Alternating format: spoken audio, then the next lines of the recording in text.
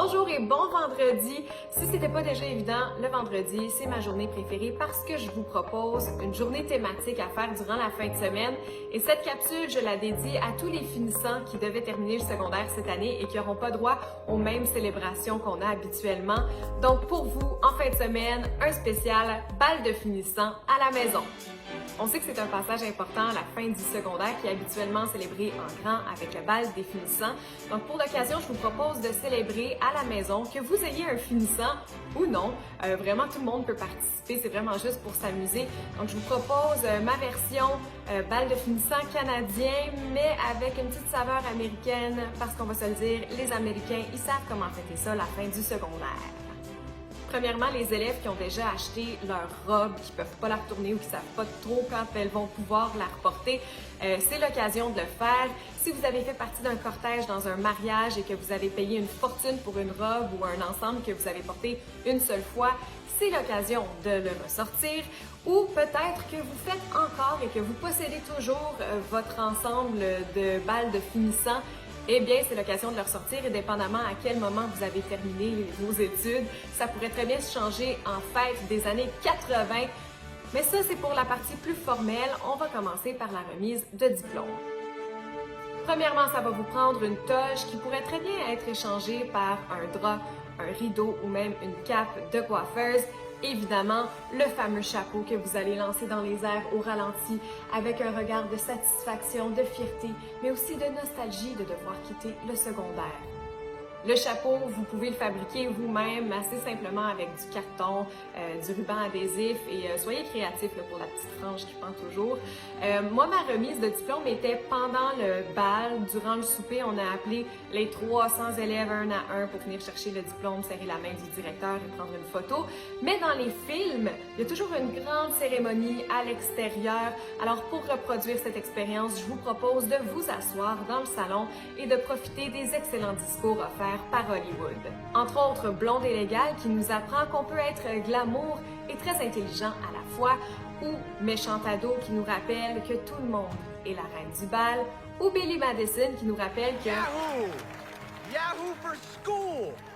Voilà, Yahoo! Ensuite, on appelle votre nom, vous allez chercher votre diplôme pour prendre la photo protocolaire avec votre directeur désigné, qui pourrait pour l'occasion être un parent, un frère, une sœur, un ami ou un chien. Je sais qu'à plusieurs endroits, c'est aussi une mode de célébrer le finissant en mettant des banderoles à l'extérieur de la maison. C'est même possible d'en faire des personnalisées. On passe maintenant au bal. Comme je le disais, on se met chic, on se met beau.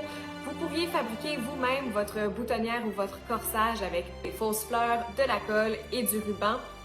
Comme le veut la tradition, ça vous prendrait un photo booth, un endroit pour prendre une photo, vous savez, la fameuse photo malaisante avec votre accompagnateur de la soirée. Ensuite, on passe à table. Généralement, c'est un repas 3 services avec un repas principal bien sec et fade parce qu'il a été fait en quantité industrielle. Alors, pour reproduire cette expérience culinaire, je vous propose de faire cuire votre pièce de viande un bon 15 minutes de trop afin d'obtenir l'effet décevant mais ô combien réconfortant de la nourriture sèche d'un grand banquet.